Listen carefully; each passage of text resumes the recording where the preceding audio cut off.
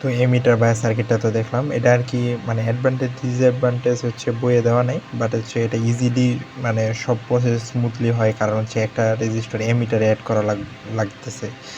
এমিটারে register add করে আমরা smoothly পাই আর কি। স্যারে জিজ্ঞেস করলে এইভাবে বলবা যে রেজিস্টার কোথায় অ্যাড করা হয়, এমিটার। দেন হচ্ছে আমাদের ফাইনাল যেটা, সেটা হচ্ছে biasing with collector feedback register. এটা হচ্ছে একদম প্রথমটা যেটা আমরা পড়ছি না, যে বায়াস বায়াস রেজিস্টর প্রসেস, যেটা আর কি যে আমরা যেটা বলছি না যে বায়াস রেজিস্টর মেথড, ঠিক এটা। আর হচ্ছে আমাদের থার্ড নাম্বার যেটা তোমার, এটা হচ্ছে প্রায় সেম, যে biasing with collector feedback resistor.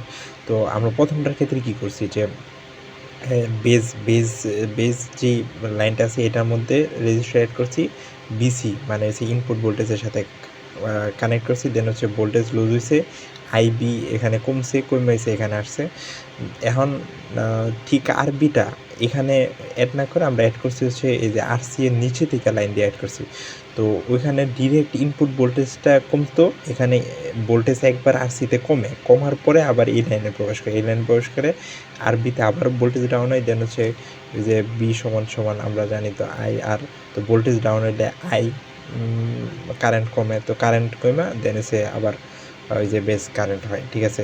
আর এইখানে হচ্ছে আইসি যেটা, সেটা ওই যে ওই আগের মতো আমরা যদি টেম্পারেচার বাড়াই, একদম প্রথমটা যেটা ওই যে বায়াস রেজিস্টর মেথড যেটা, ওইটার মতো যে আমরা যদি টেম্পারেচার বাড়াই তাহলে হচ্ছে কালেক্টর লিকেজ কারেন্ট যেটা সেটা বাড়লে যে সমানুপাতিক আইসি অনেক বাড়লে যে এখানে আইবি যে কমে, দেন হচ্ছে আইসিও ওই যে যেটাই যে আইসিও এটা যে পরিমাণ বাড়ে, এটা যে পরিমাণ কমে, এই দুটো যোগফল আইসি যে পরিমাণ বাড়ে ওটা প্রায় স্টেবল অবস্থায় থাকে আর কি। তো এটা আর প্রথমটা প্রায় সেম। প্রথমটার ক্ষেত্রে আমরা দেখছিলাম না stabilisation factor is equal to S is equal to beta plus one. তো এটা এসে সামথিং একটু বিটা প্লাস ওয়ান বড় থাকে, এই জন্য হচ্ছে beta plus one greater than দিছে, ঠিক আছে।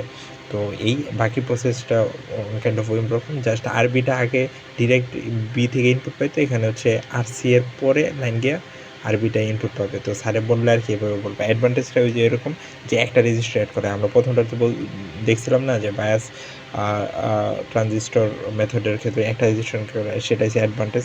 আর ডিসঅ্যাডভান্টেজের ক্ষেত্রে কি, যে আইসিটা অনেক বাড়লে কি হয়, ওই যে রান হয়ে মানে থার্মাল রান ওয়ে যেটা, সেটা হচ্ছে একটা প্রসেস করতে থাকে, মানে অনেক তাপমাত্রা হিট উৎপন্ন হয়। ঠিক এই জিনিসটাই লিখছে আর কি এখানেও, যে একটা সার্কেল উৎপন্ন হয় থার্মাল রেজিস্ট্যান্সের ক্ষেত্রে, যে আইসিটা বাড়ে তাপমাত্রা।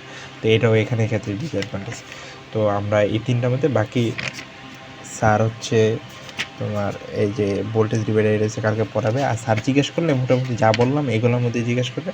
আর এই তিনটার মধ্যে সবচেয়ে ভালো ইফিসিয়েন্ট যেটা, সেটা হচ্ছে এমিটার ব্যাস সার্কিট, এটা হচ্ছে স্টেবল ভালো থাকে আর কি। এই আর হচ্ছে তোমার এখানে হচ্ছে একটা জিনিস বাদ গেছে, সেটা হচ্ছে ওই যে স্টেবিলিটি ফ্যাক্টরের উপরে তোমার হচ্ছে স্টেবিলাইজেশনের পরে ওই যে এখানে একটা ইসেনশিয়াল ট্রানজিস্টর বায়াসিং সার্কিট এক্ষেত্রে কেন ইম্পর্টেন্ট। তো এটাই দুইটা জিনিস বলবা, একটা হচ্ছে it should ensure zero signal collector current, মানে প্রপার জিরো সিগন্যাল মানে কালেক্টর কারেন্ট ইনশিওর করা যায় হচ্ছে বায়াসিংয়ের কারণে। আর এটা হচ্ছে স্টেবিলাইজেশন বা অপারেটিং পয়েন্ট, মানে সার্কিটটা স্টেবল থাকে, স্টেবিলাইজেশন থাকে অপারেটিং পয়েন্ট, এটা ইনশিওর করা যায়। এই জন্য হচ্ছে ট্রানজিস্টর বায়াসিং ইম্পর্ট্যান্ট বা ইসেনশিয়াল। এই তো কালকের এই টপিক এসে এতটুকু, কতটুকু বুঝাইতে পারছি জানি না, না বুঝলে বলবা, ঠিক আছে। মানে রাতে তো বুঝাইছি, এখন কথা হচ্ছে বুঝাইতে গিয়ে অত সময় আটকে গেছি, তো না বুঝলে বলবা কিন্তু, বুঝছো।